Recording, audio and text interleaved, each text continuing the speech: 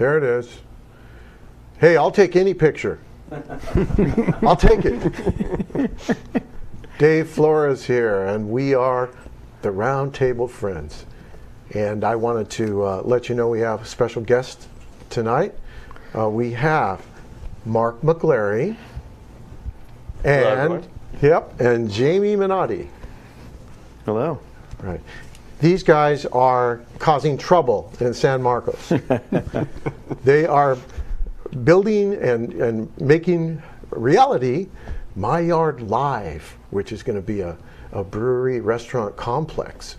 And it's going to be exciting. So we get to talk to them a little bit later after we start with our news items. And they're going to be here at the round table to comment if they wish. So let's get to some news. Yeah, that's me, Dave Flores. There we go. Okay. It's going to be okay. It's a good-looking guy. Oh, no. Put cotton on the lens. Put cotton on the lens and I'll be fine. Yeah, okay. So at any rate, let's get to our board. And what we'll do is we'll take a look at the news items that we're going to discuss tonight. And that's coming right up. Yeah, see these guys? Yeah, oh yeah. There they are. Okay. We have three things to discuss. One, Granny Flats heading for North County? Question mark. Our second item is an unusual Airbnb opportunity. And lastly, is there a Denver omelet scare? Wow, we're going to find out what happens here. So let's just dig right in, okay? We're going to start with the plans for the Granny Flats in North County. The San Diego Housing Commission is eyeing Granny Flats as a way to create housing for low-income residents and creating a loan program as an incentive for people to put these Granny Flats on their land.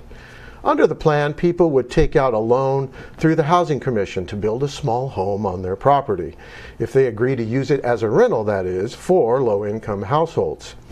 After a certain period of time, the loan would be forgiven, and then the homeowner owns the new unit outright. Right? Is that a deal or what? That sounds good to me. At any rate, so part of the reason we're going through this and talking about this is because San Diego is in the number 9 most expensive rental area in the United States. I don't know if you knew that or not, but I get a pang every time the first rolls around. So there's got to be a reason, right? But so who's number 1? Most expensive in the U.S. is San Francisco. 1 bedroom's going for $3,560 average. Second is New York City, and they're at $2,750 average. Third, Boston, tied with San Jose at $2,480. And then fifth, Los Angeles at $2,410. Sixth, sorry about that. Sixth is Oakland. They're at $2,350. And the 7th is Washington, D.C. at $2,130. San Diego's actually 9th because there was a tie up there with Boston and San Jose at $1,910 and climbing. Okay, so that's the impetus of why we're talking about this. Now, under the 1-year pilot program, the units would be built on properties owned by the Housing Commission. This is San Diego now. None have been selected yet, so they got to work that out. The Commission plans to spend $500,000 on construction components of the plan, another $500,000 on the loan side. Now, Poway is also pursuing a housing incentive. It's called Homes on My Extra Space. And that was proposed by Mayor Steve Voss. Under that plan, the city would pay for and build the small homes right on the property owned by the homeowners. The homeowner has to agree to rent them as low-income housing for 10 to 12 years.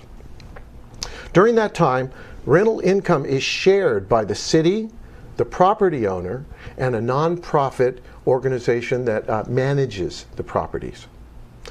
And at the end of that time frame, the property owner does take possession again. So, this is an incentive for people to open up their backyards, right? Sure. Encinitas is also on it. Encinitas is encouraging construction of Granny Flats as a way of increasing the housing. But the difference with them is they've contracted with architectural firms to kind of have a cookie cutter approach to this to make it easy for the homeowners. So like, here's a plan for you. It's all ready to go. That significantly reduces the cost and the length of the building process. Vista's in it too. Vista, the city council agreed to pursue a plan to eliminate developer fees on Granny Flats if property owners agreed to lease below market rate for 10 years.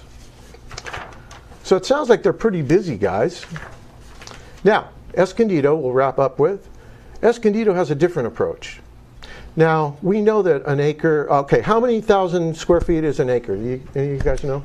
Mark used to work in housing. 43,560 square feet. He's right. Ding, ding, ding, ding, ding, ding, ding, yeah. What's my prize? Boy, Quiz Showmania is going to come to your location, and this man's going to be on it. Okay, so we know that. So here's how Escondido does it. They say if your lot size is less than 10,000 square feet, you can only build up to 500 square feet. Pretty small. If you're 10,000 to 15,000 square feet, you can go to 640. If you're 15 to 20,000 square feet lot, you can go to 800 square feet on the Granny Flat. Over 20,000 square feet, you can go to 1,000 max. So really, one of the councilmen out there is arguing for 1,200. He thinks 1,000 is too small.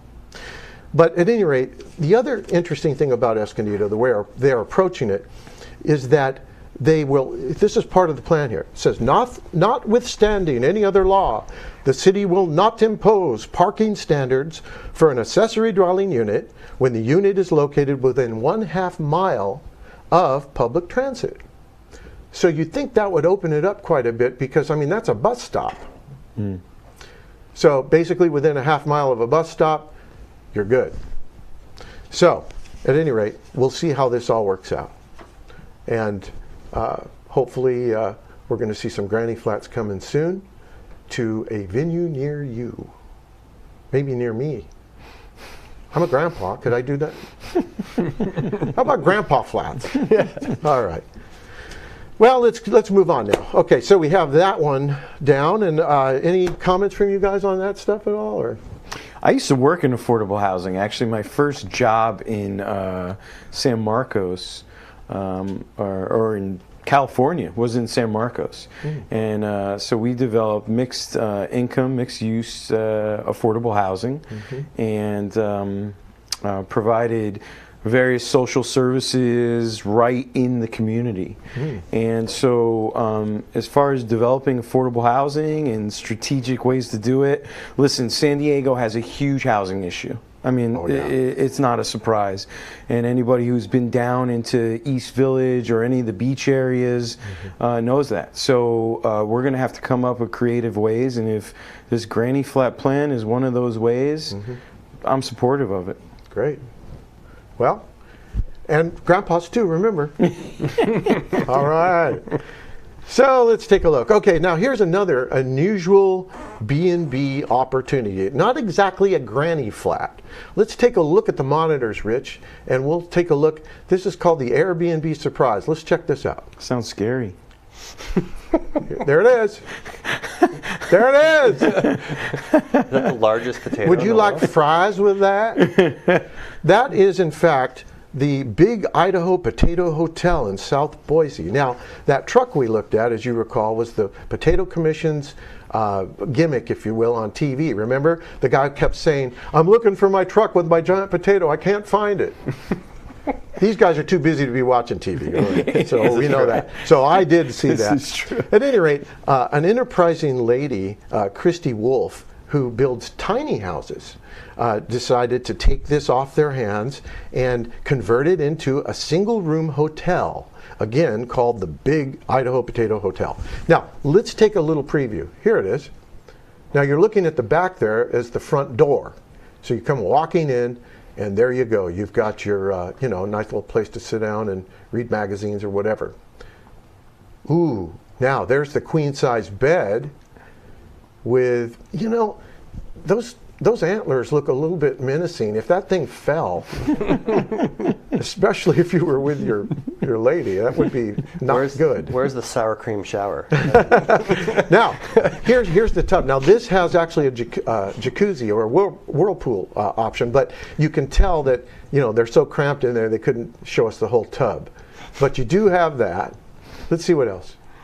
Aha, a faux fireplace. Don't think that's real. But you do have a couple vents at the top. They have to have some vents, and there is air conditioning. So let's see. And what else do we have in there?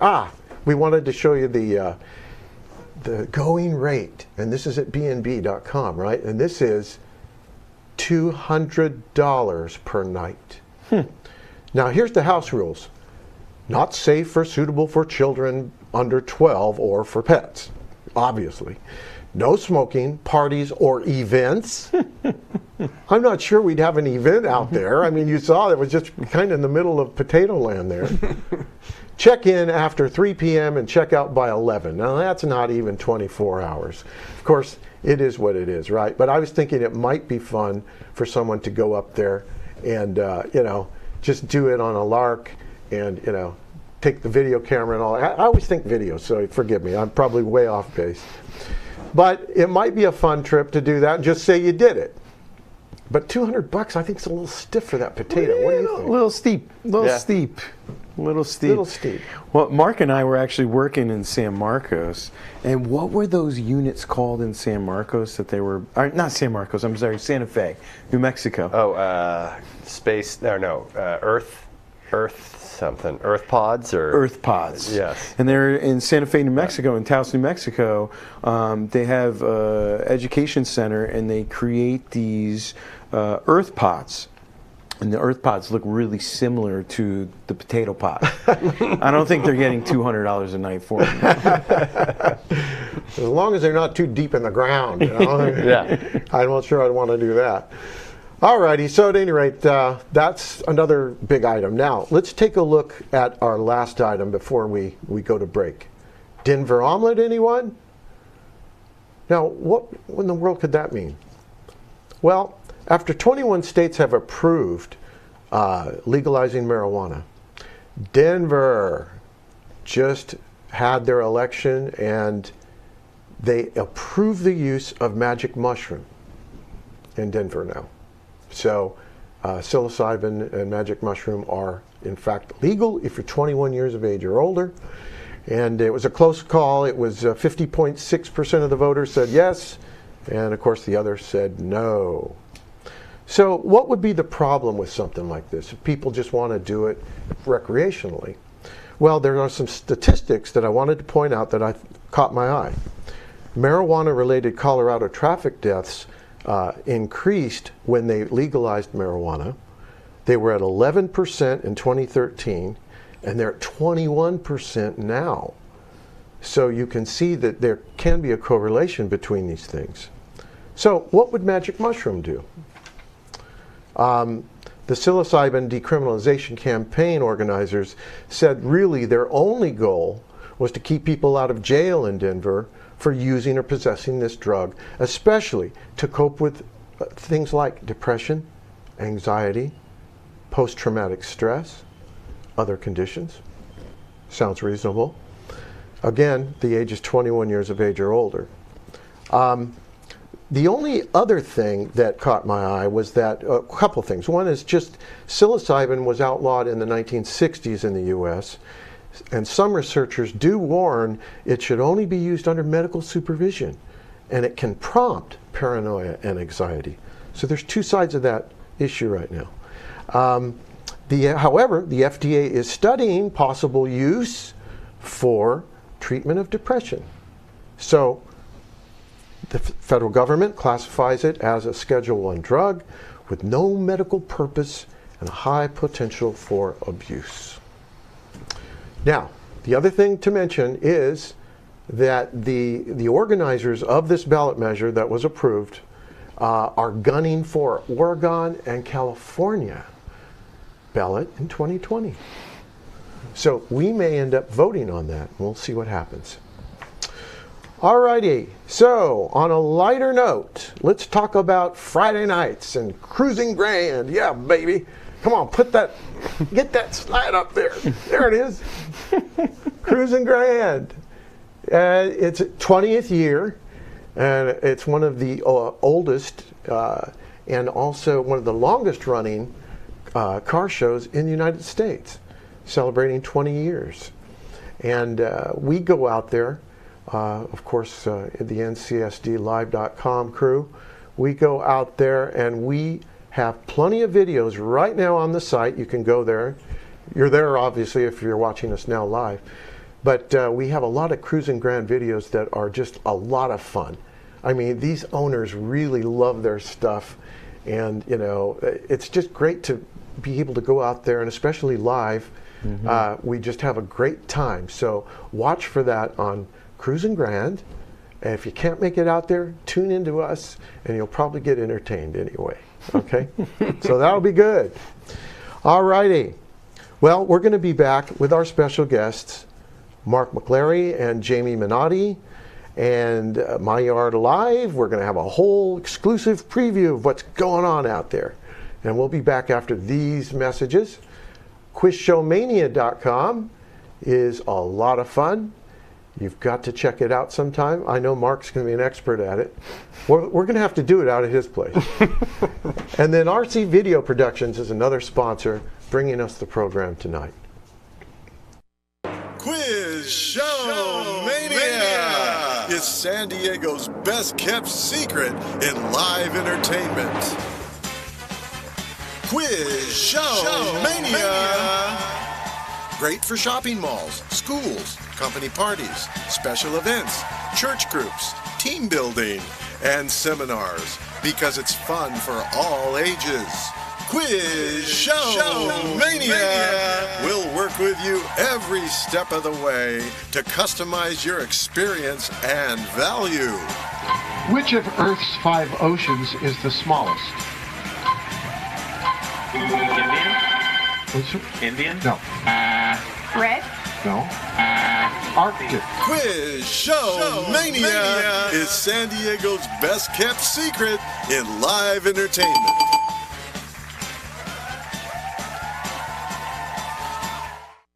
Attract more people to your business with a custom video commercial.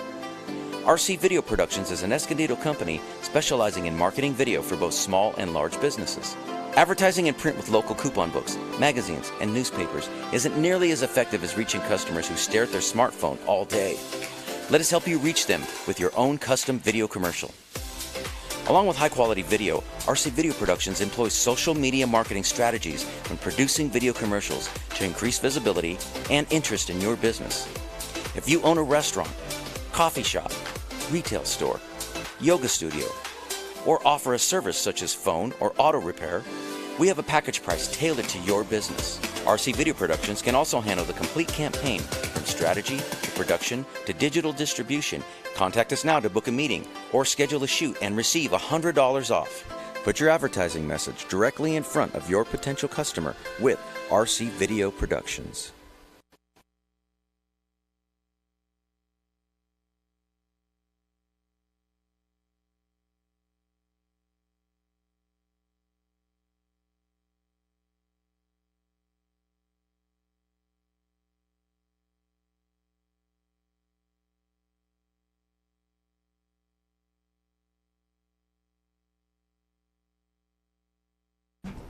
Okay, that's okay. We're good. We're good. We're back. We're back. Now, we have our special guests, Mark McLarry and Jamie Minotti. And we have a special preview of showing you what's going on out at My Yard Live. So I wanted to just start with Mark. And just, you know, Mark, how did this kind of come about for you guys? Well, when you start from the beginning of it, I've got 4 kids. And one of the big things that goes on in my family is when it's a Friday night, or whatever it is, you know, weekday, kids, where do we want to go to dinner? And it becomes the biggest debate and nightmare. Why even ask the question? Because my kids are 6, 8, 10, 11, and 12. Oh, and of course, we get 4 different answers. So part of that concept when we put together My Yard Live was take into account, like, what can we create that will, like, cater to everyone, which is myself, my wife, my 4 kids. And so when we created My Yard Live, a lot of that encompassed, like, there's a brewery, there's a fast casual restaurant, there's a live entertainment center, there's a playground. So what we did was we took all those elements and we put them all in one place so that everyone's satisfied when they come to My Yard Live. So, cool. yeah. And what do you think about all that? Jamie? So Mark and I have known each other since Kindergarten. Well, early. Kindergarten? No. Cool. You guys got some good stories, man. I want to get in on this. No, it has been a long time. A really interesting story, actually. So I'm originally from the East Coast, and I came out to California in '99. Mark was living in San Francisco at the time. I took a pit stop in San Francisco with some friends, and Mark and I apparently met at that time, but didn't know we met. True story. And fast forward to 2005, we were reconnected in Ocean Beach, and we did an event together called Zingalotti. We chartered out a Carnival cruise ship. Oh, wow. And had the whole Carnival cruise ship and brought on different music acts and performance acts, and had this whole kind of integration of different people from different music scenes and the whole thing. And so we met in 2005 around that. We moved, kind of transitioned to that and did event production, live event production for a period of time. Okay. And we got tied into this whole scene of beer, wine, and food. We've done event production and sound and lighting and staging for everything from Macaroni Fest to San Diego Bacon Fest and everything in between. Wow. And what we found out when we were doing those events is families were really trying to integrate into that. Can I bring my kids to this? Can we come as a family? Right. And by the very essence of those events, you know, some of them are kind of unlimited tasting beers, and California's California, so we get our 21 plus events, and so the families couldn't integrate into that. So Mark and I started thinking, and his kids, and I just my wife and I just had a little baby, and all of our friends have kids, and want to go out to see live events and music and shows, and oftentimes those shows are too late or 21 plus. And so we started to sit down and brainstorm. We got a 6-pack of Ballast Point, and we sat in Mark's sunroom, and we said, what do we want for the next 15, 20 years of our lives? Like, what are we looking to do? And we started bulleting things of what we wanted to do. Family, friends, live event, music, good healthy food, creating community, creating relationships, like all those things. And all of it kind of whittled down to what My Yard Live is now. Cool. Yeah. Now, speaking of My Yard Live, let's take a look. There's a rendering there. Of, you know, that's a beautiful facility. Now, that used to be, what was that again? Hometown Buffet. Hometown Buffet, Yes. right. Yep. So a lot of the people who live in the area are aware of that. And apparently it was vacant for quite a while. But man, it sure didn't look like that. No, it's interesting too, because we still get people, coming up to the front door and knocking, like, "Are you guys open?" And we're like, Hometown Buffet. We're like, "No, we're doing something a little bit different here." That's cool. Totally cool. Well, let's go ahead and let's roll to some of we have some footage of what's going on inside that building. Rich Cruz went out there and checked it out, and Mark gave him a tour. And we just want to take a look at some of that as we're going along. And, you know, there's the logo. First of all, that logo is awesome. Love that logo. Cool. Thank you. You guys really, looks like you did a great job with that. Man, look how big that place is. So the Hometown Buffet was a building. It was actually owned by Hometown Buffet, but the building, or the land that the building sits on, is actually owned by the city. So the city had a land lease with Hometown Buffet. Hometown Buffet decided to shut down some of their units throughout Southern California. Story goes they defaulted on their land lease, so the city acquired the building. This is San Marcos, right? Correct. The city of San Marcos. That's the bar on the inside there, but the city of San Marcos sat on for a while, and they had the option to bring in some chains. Boll Weevil and Holiday Inn wanted to be there. Oh my! Yeah, and they, some big names. Yeah. And the city council passed up on all of those because they wanted something that fit the demographic and fit the community. And My Yard Live kind of spoke to them. Yeah, this is a very unique situation in which the city's very much considered a partner of ours.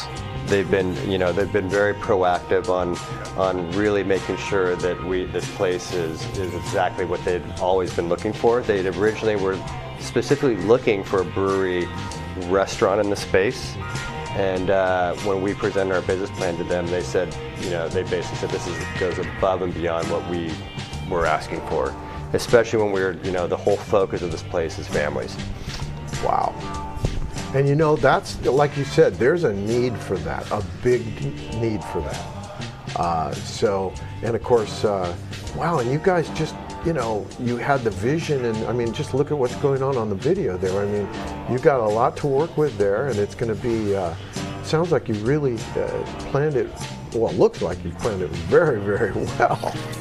The idea behind it with Meyer Live is really just create a space that's comfortable for the community, that people can come to, and it doesn't feel like a restaurant. It doesn't feel like your traditional kind of family establishment. It's just a place that's comfortable that people can come to and spend time. And we'll have bands and live entertainment, but not only traditional bands and live entertainment, but we'll also have different activities for kids and families and different amenities too. So we've talked about having everything from a barber come in on a Saturday and do kids' haircuts. So as mom and dad are having a bite to eat and maybe having a drink, the kid can have a haircut, or mom or dad's car could be detailed, or things of that nature. I was just thinking Mr. Floby would be fun for the kids. Oh, Floby, the Floby. You know the Floby? I don't know the Floby. Oh, it's the best thing ever. Yeah, it's the vacuum. It's a vacuum haircut. Oh, yes! From the infomercials. Yes, that's great. Well, I discovered it out. Mental note, Floby sponsorship. Floby sponsorship. and if you're listening, I'm sporting a Floby. Oh, you really? Yeah, this is a Floby today. Wow. That's a Floby cup? It's a Floby. That is amazing. Floby's got to sponsor this show. Well, I calculated over 8 or 9 years, I've saved about $10,000. You got more hair than I. The other huge piece of this too is that we, for us, as we're getting older, I'm in my late 40s, I still love live music, but a lot of these venues now, music comes on at, the headliner will come on at 11:30 at night. Right. Well, I've already been in bed for 2.5 hours when the headliner comes on. So part of what we want to do is also have a space where people can come out and enjoy some really legitimate music at 5 in the afternoon. Yes. Maybe if we get wild and crazy, we'll have the headliner come on at 8 at night. Right. So again, this is the Red Room event room, by the way. This will be a private room where you can do birthday parties, corporate meetings, all that kind of good stuff. Great. So, yeah, it looks like you have a lot of space to work with, and that's giving you a lot of leverage as well as just variety of uses. And where Mark's indicating right now, and I don't know if you're going to walk out that door, but on that side of the building we have a patio or a yard specifically for families, and we have a group out of Paso Robles actually that's building a custom tree fort climbing structure for the kids. Wow, it looks like there's a climbing structure there. Those are big brewing vats, right? Yeah. So wow, you guys got a lot going there. It's a 10-barrel brew house. 10 barrels. Yeah. And we're back. Wow. Okay, let's roll out the barrel. You got to have, Oktoberfest night or something. Oh, yeah. We'll get the accordions and all Every that. night's Oktoberfest. Okay, well, let's go ahead and let's take a look at the outside now, Rich. Because, like they're saying, there's going to be a lot of facility out there for the outdoors as well. Yeah, so we have 2 patios. Mm-hmm. We have a total of a little over 7,000 square feet of outside space. Mark's walking out to the family patio right now, and what you're seeing is the footings for the tree fort that I mentioned earlier. Tree fort, that's neat. Yeah, so legitimate tree fort. Yeah, we have a group. Really, the real deal. We have a group by the name of Daniels Woodland building it, and Daniels Woodland's actually famous for building Tom Sawyer's Island for Disneyland. Oh, Disney World. that thought crossed my mind. It really did. I was thinking Tom Sawyer's Island when you first mentioned it. Yeah. Wow, you guys are really tuned in. Yeah, we're trying to be unique. So we had, the ability to bring in some classic playground equipment, the plastic stuff, and all that good stuff, and we decided, let's do it right. Let's do it organic. Looks like you have plenty of room out there. Too. So we're moving over now. We're moving over to what we're calling the adult patio. It's been easy for us to distinguish kids patio, adult patio. Right. And that's right there. That's actually the outdoor bar. So it's an island-style bar that goes from the inside to the outside. And on the outdoor space, we've got fire pits, we've got comfy seating with umbrellas, and on the far side over there where I'm pointing currently, we are set up to do live music. We've actually got permission, conditional use permit from the city to do outdoor music, which is pretty rare in San Diego County. Mm-hmm. So we'll you can imagine being out on Sundays. We'll do Reggae Sunday, that kind of thing. Yeah. So it's going to be a really amazing space. I believe we'll walk around the other side of the building, but you'll find stand-up shuffleboard court like you'd find on a cruise ship, or as well as a bocce ball court, and then that area there's a flex space where we can do everything from yoga classes to whatever we want to do. We can bring other games, ping pong, all that kind of stuff. That is awesome! Wow, it's almost like a Disneyland style thing, I mean, in some ways, the list. That's the shuffleboard court right there. Okay. And part of what we tried to do is, as I mentioned with the tree fort, is kind of keep that organic feel. So we had the opportunity to bring in kind of a traditional shade structure, and we decided instead of doing that, let's bring in some trees. So we brought in trees to act as natural shade, and we'll have umbrellas and there you go. When it's done. Oh my! I'd like to note that I'm a very good pointer. Have you guys noticed that? Yeah, I know you're good at that. You could be a teacher. Vanna White. Oh yeah. Well, I'm just really excited. I think not only do they have a winner, they have something that is needed for families. I mean, this doesn't exclude anybody, including granddad. It's true. Grandma. So it's all good, and at My Yard Live. When do you expect to be open? I mean, I know it's still in progress. We'll be open to the public officially on July 1st. Great. Yes. Okay. Right before 4th of July. There you go. Yeah. We'll have to party down, man. Yes. I know Rich and I will be there. We'll be first in line. Grand opening. Where's the sandwiches? No, and I guess this is worth talking about our job fair. Yes. So tomorrow, which is Thursday, the 16th, and Friday, which is the 17th, we're hosting a job fair. Okay. It's 11 to 5. We're pretty much hiring for everything right now. Of course, we've got our head brewer and our chef, but we're hiring, front of house manager, everyone back of the house in the kitchen, runners, bartenders, head bartenders. So we hope to see everyone come out and see what we have to offer. Yeah. Job fair. Wow, that sounds good. I have experience as a dishwasher. Done. Grandpa I want to watch dishwasher. I want to watch the brewery vats. The vats. I want to be right near the spout. Okay. Well, really appreciate you guys coming out to visit us tonight, and wish you the very best. And I know it's going to be exciting. The future is coming quick. At any rate, so we want you all to tune in on Wednesdays at 7 o'clock. Sometimes 7:05, it just depends. And we're live on Roundtable Friends. So on behalf of everybody here, let's say bye, everybody. Bye. Thank you very much. Thank you. Have a good one. All righty. Cool.